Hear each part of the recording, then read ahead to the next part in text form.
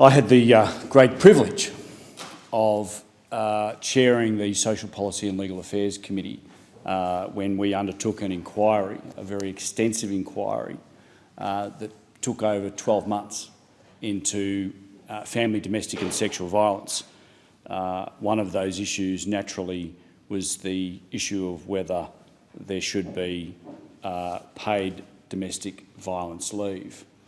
And it is, picking up what the member for Moreton said just a few moments ago, fundamentally false that he indicated that members on this side of the House were against setting up a paid family domestic violence leave, because the committee itself actually looked at this issue extensively and made a recommendation that the Fair Work Commission was actually undertaking its inquiry at the time. And there were extensive investigations and inquiries undergoing by Fair Work Commission. And the committee actually left open, it didn't dismiss it, it didn't reject it. It looked at the importance of the issue because it is an important issue. The committee heard extensive evidence. The member for Moreton talked about an average of $18,000. That wasn't correct. That wasn't the figure that the committee heard. The committee heard that it was expenses going up to $18,000. It wasn't an average, it was up to $18,000. You might think I'm playing semantics, but clearly I'm not. The issue of family, domestic and sexual violence is one which this country should hang its head in shame. It is one where we see a woman die at the hands of a partner or a former partner every 8 days. Now, if that was any other type of instance other than family, domestic and sexual violence, Australians would be up in arms. We'd be calling for fundamental legislative changes. I won't go so far as to say there'd be riots in the streets, but there would be a great deal of concern and action. There would be calls for action. I lived and breathed this issue, at least from an academic point of view, when I chaired this committee. And it was one that touched me deeply. I have to say I don't have any personal experience, thank God, in this area, but certainly having worked on this committee and heard the evidence over such a long period of time, it impacted upon me and all of the committee members. Not just one woman dies every 8 days. There are many examples of where men's lives are taken. This is not just an instance of women dying at the hands of men. We know that whilst 1 in 6 women are impacted upon by family, domestic and sexual violence, 1 in 16 men are also impacted upon. Now, clearly there's a disparity between those figures. I'm not suggesting anything other than a great disparity, but quite often we hone in and with a laser-like focus on the impact on women, but we should also be mindful that 1 in 16 men are also impacted by domestic violence. These are Australians. The issue of family, domestic and sexual violence does not discriminate by postcode. It does not discriminate by how much money you have in the bank or how much money you earn. This impacts upon all quarters of life in all areas of Australia. And as I said when I started this speech, it is something that we collectively as Australians should hang our head in shame. The committee which I chaired received over 350 submissions. We gathered over 90 hours of evidence. We made 88 bipartisan recommendations, Deputy Speaker. It was a very significant piece of work.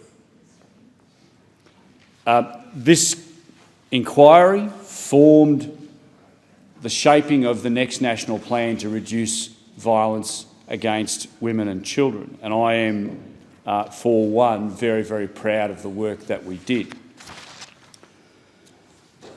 The choice between physical and psychological safety versus financial security is an impossible one for victims to make.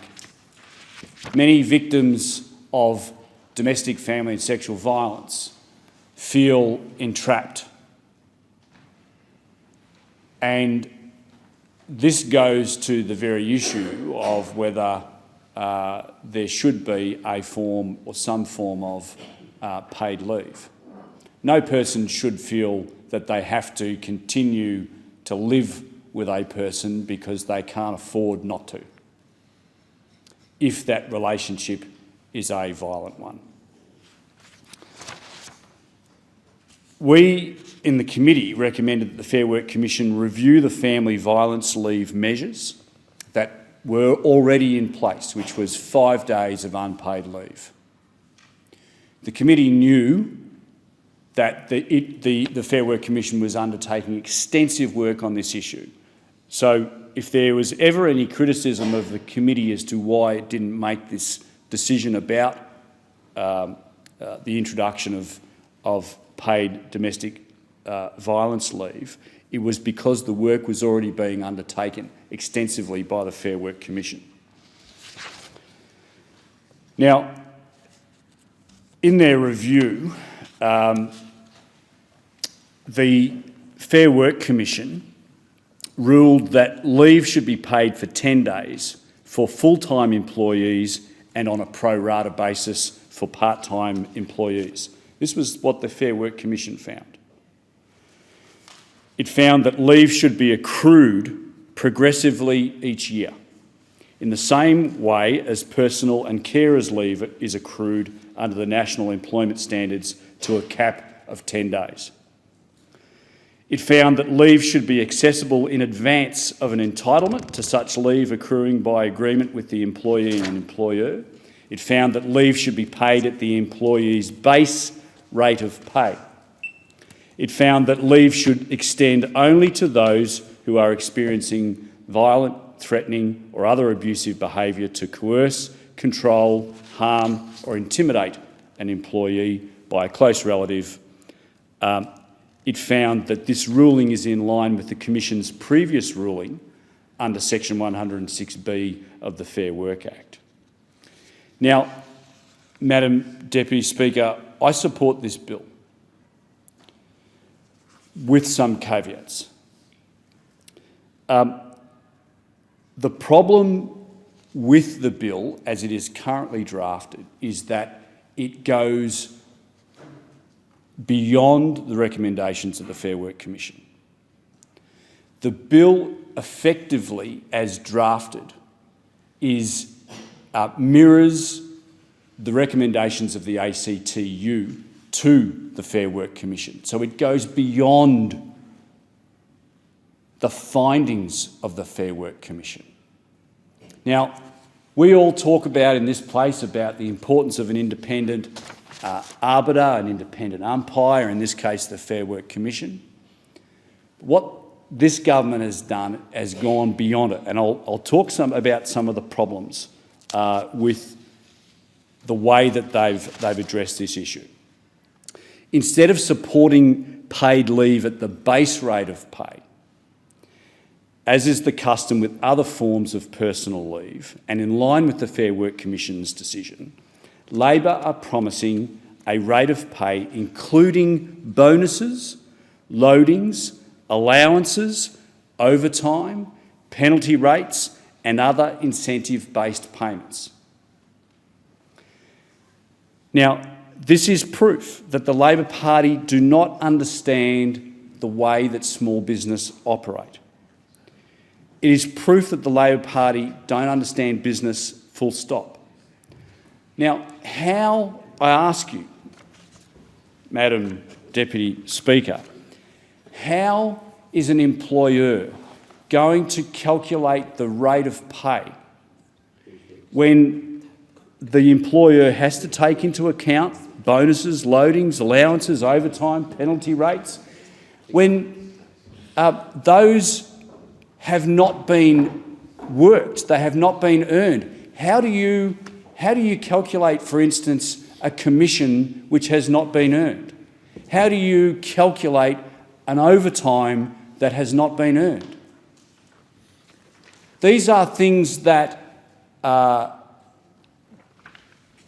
that other leave provisions do not provide for good reason, because it almost, in fact, makes it unworkable, uncalculable. So I would implore those opposite to, revisit this issue. Sure, you've got the numbers, got that. Politics is a matter of mathematics.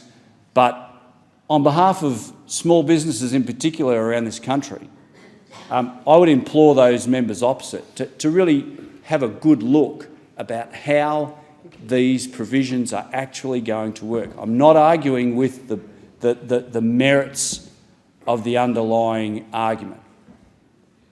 I'm arguing about how the rate of pay is to be calculated. Now, secondly, my second issue is how these calculations or how domestic family violence leave will be paid to casual workers. Now, the Fair Work Commission found that the leave should be paid to full-time and part-time workers. But where you have casual workers, and I know many people would say, well, that's unfair. Why should you put casual workers aside? I get, the fairness argument. But coming back to the calculation argument, how does one calculate the leave entitlements for someone who is a casual worker? Do you, for instance, look at an ordinary month or an ordinary fortnight?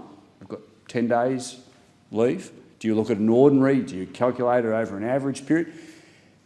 The bill is silent about that.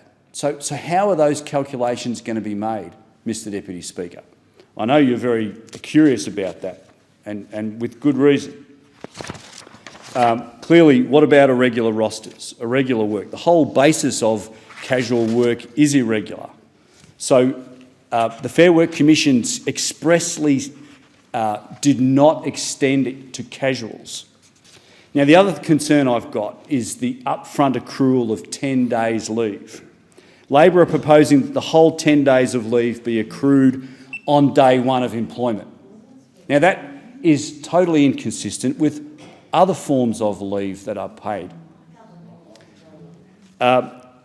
So this is a concern where someone rocks up on day one, starts work, and on day one they've got 10 days.